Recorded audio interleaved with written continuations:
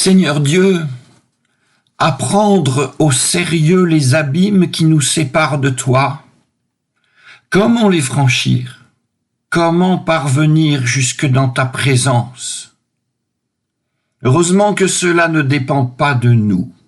Heureusement que ce soit toi qui accomplis le premier pas et qui viens vers nous en Jésus-Christ, ton Fils et notre frère aîné dans la foi et l'humanité. En lui, tu crées un pont entre nous et toi. En lui, tu nous permets de te reconnaître comme Père. En lui, tu nous tends la main d'une façon accessible à nos capacités de comprendre et tu nous accompagnes. Sa vie a été un don de soi à ceux qui reconnaissent leur besoin de ton pardon et de ta grâce. Sa croix a été assez grande pour atteindre le fond des abîmes qui nous séparent de toi. Sa croix a été assez large pour combler les distances entre le bord où nous sommes et celui où tu nous attends déjà. Qui est-ce qui a entendu parler d'une chose pareille? Qui est-ce qui a osé l'imaginer? Merci, Seigneur Dieu, pour ce renversement de l'ordre des images que les humains se sont construites à ton sujet. Merci parce que nous n'avons pas à accomplir d'autre chose que recevoir de toi et nous laisser combler par toi.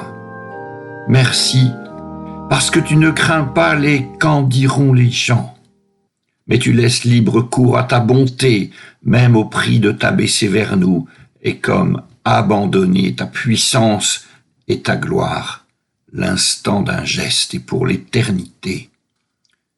Amen. C'est toujours dans l'évangile de Luc qu'il nous est proposé de méditer. Mais je ferai un petit renvoi à la prédication de la semaine dernière. Aujourd'hui, c'est Luc 18, depuis le verset 9 jusqu'au verset 14. La semaine dernière, c'était les versets précédents. Tout cela me semble bien faire un ensemble, mais nous allons en parler dans quelques instants. Jésus dit encore la parabole que voici à certains qui étaient convaincus d'être justes et qui méprisaient tous les autres. Et voilà. 2 hommes montèrent au temple pour prier. L'un était pharisien et l'autre collecteur d'impôts. Le pharisien debout priait ainsi en lui-même. « Ô Dieu, je te rends grâce de ce que je ne suis pas comme les autres hommes, qui sont voleurs, malfaisants, adultères, ou encore comme ce collecteur d'impôts. Je jeûne 2 fois par semaine, je paye la dîme de tout ce que je me procure. » Le collecteur d'impôts, se tenant à distance, ne voulait même pas lever les yeux au ciel, mais il se frappait la poitrine en disant « Ô Dieu, prends pitié du pécheur que je suis. » « Eh bien, je vous le déclare, dit Jésus. Celui-ci redescendit chez lui justifié et non l'autre. Car tout homme qui s'élève sera abaissé, mais celui qui s'abaisse sera élevé. Il leur dit encore la parabole que voici. Nous laissons là. La parabole dite du pharisien et du collecteur d'impôts, c'est provisoire, et nous nous intéressons au petit mot « encore ». Si c'est « encore », c'est que tout n'avait pas été précédemment dit. Alors voici d'abord une petite révision. Ce qui avait été dit, Jésus leur dit une parabole sur la nécessité pour eux de prier constamment et de ne pas se décourager. Luc 18, premier verset. Et s'ensuit la petite histoire d'une veuve qui, à force d'insistance, finit par lasser un juge malhonnête et par obtenir de ce juge une décision favorable. Et s'ensuit aussi une seconde petite histoire, celle d'un Dieu que ses fidèles invoquent jour et nuit, et qui va certainement bientôt, très bientôt, répondre à ses fidèles. Il leur fera justice bien vite. Ces deux petites histoires semblent exactement parallèles, elles forment ensemble la parabole. Parabole qui suggère que l'endurance dans la prière conduit toujours à l'exaucement divin, mais qui suggère en même temps, et c'est bien là le problème, que Dieu a en lui-même les traits de caractère d'un juge malhonnête. Conclusion embarrassante. Et sans doute notre Seigneur, maître des paraboles, l'a-t-il voulu ainsi. Il l'a tellement voulu ainsi que juste après cette conclusion, il a laissé de côté la question de la prière et de son exaucement et a introduit une autre question, celle de la foi. Toutes sortes d'exaucements auront lieu ou pas lieu, ou finiront par avoir lieu, oui, bien sûr. Mais, demande Jésus, le Fils de l'homme, quand il viendra, trouvera-t-il la foi sur la terre? Non pas la primaire, non pas la prière, prière, non pas la prière, mais la foi. C'est sur la foi que Jésus entend interroger ceux qui sont là. Et pourtant, c'est de prière qu'il parle encore. Deuxième parabole. Deux hommes montèrent au temple pour prier. Le texte est tout simple et plutôt connu. De ces deux hommes, l'un seulement rentra chez lui justifié. Le pharisien, spécialiste de l'observance religieuse, que non. Comme souvent dans la Bible, l'élu de Dieu est celui sur lequel personne n'aurait parié. C'est le petit gars, c'est la trop vieille femme, c'est la femme, ou la toute jeune fille. C'est le bébé ou c'est le réputé pécheur. Liste de réputés pécheurs, tiens, romains, samaritains, païens de toutes sortes, collecteurs d'impôts, réputés pécheurs, tous. Mais par qui? Bien souvent, dans l'Évangile, le réputé pécheur est désigné comme tel par des gens qui pratiquent avec beaucoup d'application et beaucoup d'ostentation. Mais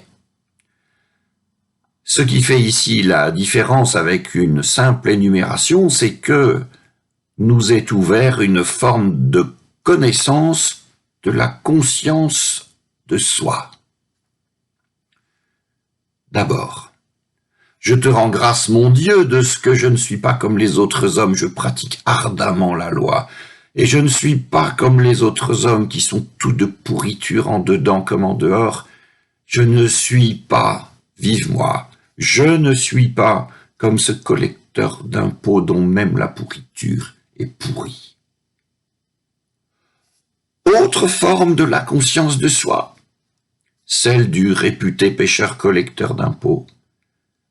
Conscience de soi sous la forme d'une prière de supplication. Prends pitié du pécheur que je suis. Entre ces deux hommes, entre leurs deux prières, il y a un abîme. Ça n'est pas action de grâce contre supplication, mais c'est bien plutôt savoir contre ignorance. L'abîme entre les deux. Le pharisien est un homme qui sait. Il sait qui il est, il sait qui est qui. Il sait ce qu'il doit à Dieu et surtout, il sait ce que Dieu lui doit. Quant au collecteur d'impôts, il sait quoi dire dans sa prière, mais et c'est essentiel, il ne sait rien. Rien du devenir de sa propre prière. Il ne sait absolument pas si Dieu l'exaucera ou ne l'exaucera pas. Le collecteur d'impôts pose là sa prière devant Dieu et retourne chez lui. Exaucé, pas exaucé, justifié, pas justifié. Comme souvent dans la Bible, le lecteur en sait plus que les personnages bibliques. C'est un artifice littéraire qui permet d'approfondir certains thèmes. Aujourd'hui, le texte nous fait accéder à l'intériorité de ces deux hommes, ainsi qu'à la qualité du jugement porté sur chacun d'eux par Dieu. Et le thème à approfondir, c'est celui de la connaissance de l'exaucement des prières, précisément, c'est-à-dire la foi. Nous avons déjà, depuis le récit des tentations de Jésus, selon Luc, que Jésus dit au tentateur, « Tu ne mettras pas à l'épreuve le Seigneur ton Dieu » Luc 4, 12. Ce qui signifie clairement, tu ne considéreras pas que Dieu te doit quoi que ce soit au motif que c'est inscrit dans la Bible. Ou encore, tu ne considéreras pas que Dieu est obligé par les Saintes Écritures. Ou encore, Dieu et l'homme, chacun à sa place. Il en va de la divinité de Dieu et il en va surtout de l'humanité de l'homme. Et se méprendre sur ces énoncés importants et pourtant très simples conduit à une forme plus ou moins larvée de détestation de l'homme par d'autres hommes, détestation qui peut aller jusqu'à des situations où ce sont des vies qui sont bafouées, et l'actualité nous le montre abondamment, hélas. Il en est donc un dans cette parabole qui pense qu'il sait ce que Dieu veut, ce que Dieu aime et ce que Dieu rétribue. Et le même homme sait en plus ce que Dieu n'aime pas. Soit. Mais la parabole nous suggère un important approfondissement de ce savoir. Le pharisien, cet homme qui croit qu'il sait ce que Dieu veut, etc., ne sait en réalité pas ce que Dieu veut. Il ne sait rien de la grandeur de Dieu. Il ne sait rien de la liberté de Dieu. En conséquence de quoi, il retourna chez lui, sans avoir été justifié, sans avoir été trouvé juste sous le regard de Dieu. Et cela, le lecteur le sait, tout comme il sait que l'autre, le collecteur d'impôts, qui se frappait la poitrine et suppliait Dieu, retourna chez lui justifié, trouvé juste sous le regard de Dieu. Ici, le lecteur est appelé à un certain savoir. Il est appelé aussi à la plus grande prudence. Tout cela, oui, le lecteur le sait, et tout cela, oui, le lecteur est appelé à le mettre en pratique, mais quelle pratique? Ne pas faire, ne pas prier comme le pharisien, ça tombe sous le sens, mais devoir faire comme le collecteur d'impôts afin d'être trouvé juste aux yeux de Dieu, eh bien, ce serait tout juste comme si l'on n'avait rien dit d'intéressant. Ce serait tout comme si l'on avait dépassé une obligation pour la remplacer par une autre obligation. Comme si l'on avait supprimé une rétribution pour la remplacer par une autre rétribution, et l'homme continuerait à faire son ascension du ciel, à mépriser ses semblables, et à adorer Dieu, un petit Dieu bien sous contrôle.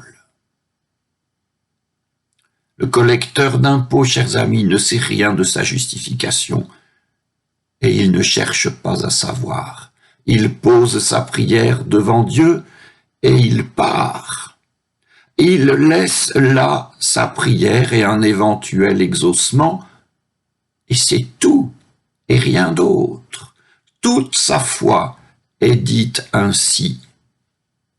Sa foi, c'est prier et c'est ignorer. C'est tout remettre à Dieu tout en restant dans l'ignorance la plus absolue de ce que Dieu veut faire, fait et fera. Dieu est Dieu. Il est libre.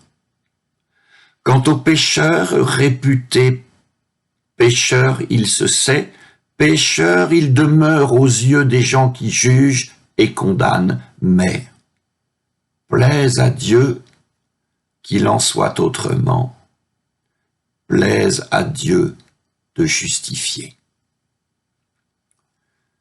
Et il y a encore une chose.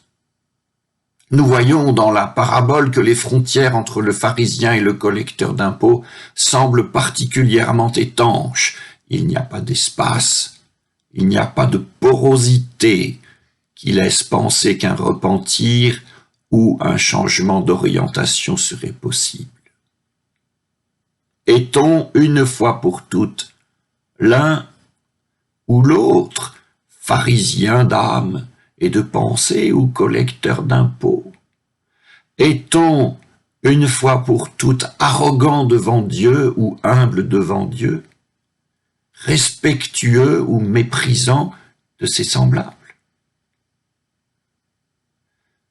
La réponse de Jésus est qu'on n'est pas cela toute sa vie.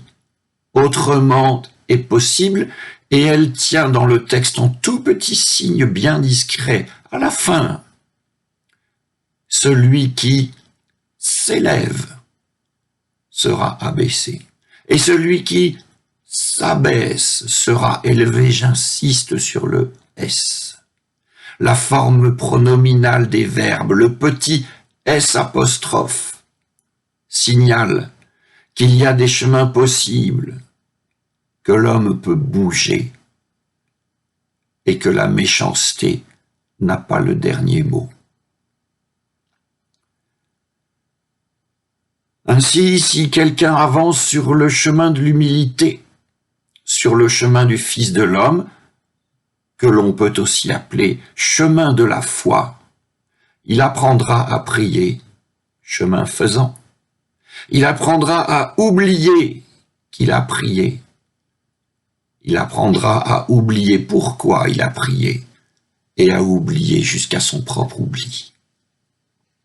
Et c'est tout à fait librement qu'à la fin, il rendra grâce à Dieu pour toutes choses. Puissions-nous vivre ainsi, sœurs et frères. Amen.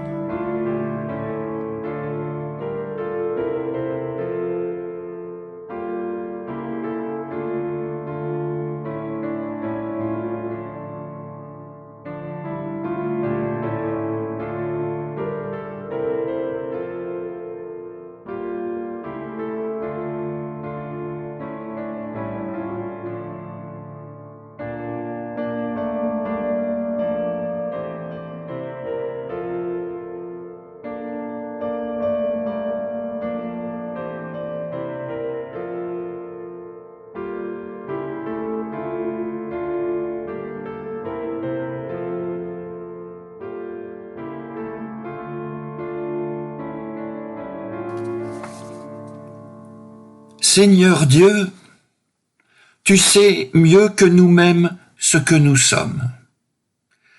Des êtres de passage, pétris de rêves et de poussière, mais sur lesquels tu poses ton regard d'amour et de tendresse. Ce matin, nous voulons te répondre en te disant notre prière comme un engagement. Nous voulons résister aux mots inutiles qui défont plus qu'ils ne construisent. Nous voulons écouter avec humilité et patience, accepter les paroles qui alertent et qui instruisent. Nous voulons vivre avec lucidité et espérance, ne portant pas des projets au-dessus de nos forces, ne nous résignant pas aux souffrances de la terre. Nous voulons te servir librement, t'appeler quand nous ne comprenons pas, t'obéir quand nous te comprenons assez. Nous voulons accueillir ton pardon qui nous délivre de nos culpabilités et de nos regrets. Nous voulons vivre cette journée que tu nous donnes comme une fête à laquelle tu nous invites. Voici, Seigneur Dieu, nous nous tenons devant toi pour faire ta volonté. Donne-nous, nous t'en prions, le courage, la force et la sagesse de transformer l'essai et de nous élancer sur ce chemin que tu nous as ouvert en Jésus-Christ, avec lequel nous te prions. Notre Père qui es aux cieux, que ton nom soit sanctifié, que ton règne vienne, que ta volonté soit faite sur la terre comme au ciel. Donne-nous aujourd'hui notre pain de ce jour. Pardonne-nous nos offenses, comme nous pardonnons aussi à ceux qui nous ont offensés. Et ne nous laisse pas entrer en tentation, mais délivre-nous du mal. Car c'est à toi qu'appartiennent le règne, la puissance et la gloire pour les siècles des siècles. Amen.